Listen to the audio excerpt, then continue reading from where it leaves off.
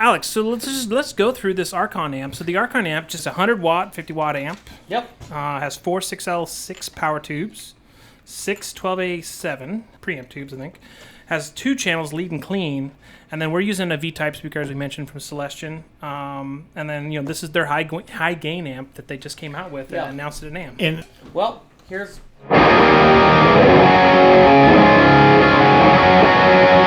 the full gain channel right there. Let's back it up and go to the clean. Let me take these headphones up. Okay. We start here.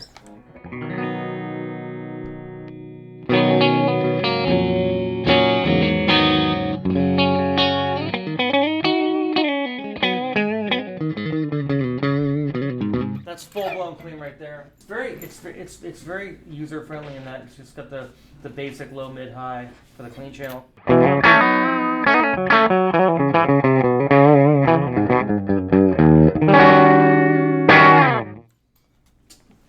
Can you show us the wide variety of what the EQ will do on that? I mean, here I always like to start everything at 12 o'clock. So let's hear where we're at here.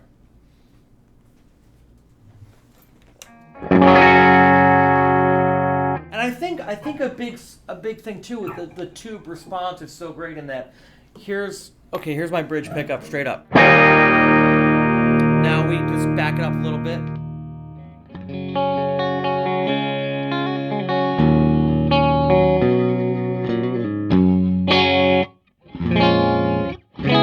That's everything at about noon right there. So, and that's with the brake switch on. Here's with the brake switch off.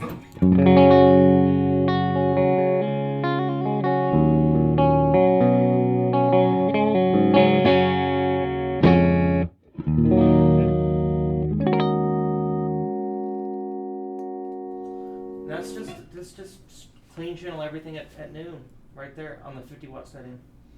I really like the fact that when it goes high gain, you can still clean up the high gain channel, which is when you're playing live. I like to be able to still do the Van Halen thing where you just go here. So here I am. So I can go.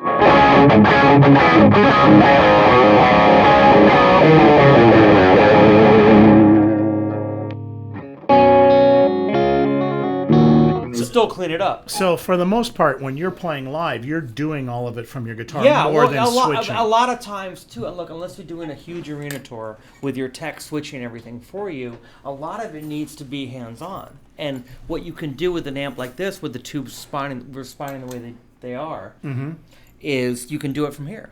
So like all I'm doing is backing up the game. Like look.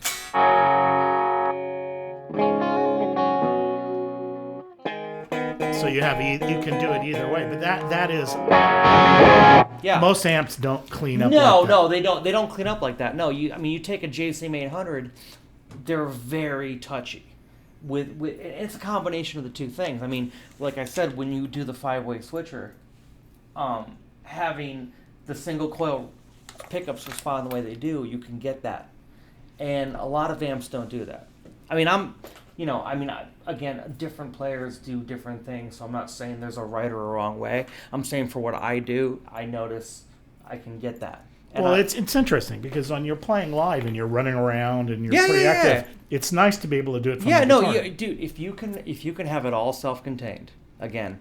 I mean, I remember going to see Metallica when I was a kid. Okay, on the Enter Sam. What was the album with Enter Sandman? It was the Black album. The Black album. Okay, now they had their tech switching everything for them. Okay, Kirk Hammett was out there. He'd go, and then all of a sudden, it would go from, and I'm like, well, that's great, but what if we don't have a tech to do that for us? What if we need to actually cultivate that sound on their own, it's, and having a guitar that can do that, it's great to be able to control it. I mean, it's a confidence thing too. You perform better knowing you can get that just from rolling the volume. I mean, with the gain up, I'm a big fan of harmonics, like like Steve Stevens, he squeals.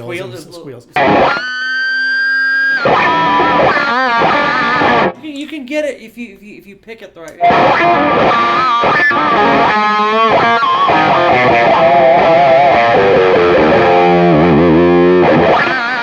Yeah, you can definitely get those squealies out of there. It's rolling the high end helps a lot too. You get, I mean, it's definitely got on the lead channel. You get that presence in there.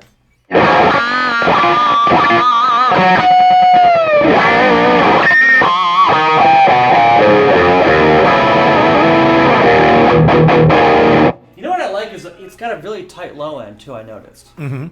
I mean, it's got a very responsive, like a lot of the I remember when I was a kid, my first real amp was a PV 5150, and it had the resonance control. Remember that? Mm-hmm. Now, if you have a really good tube amp, the low end should come from the tubes, not So it's like.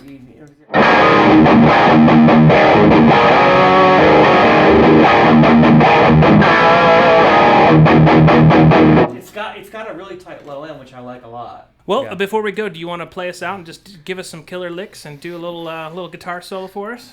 Guitar solo, really?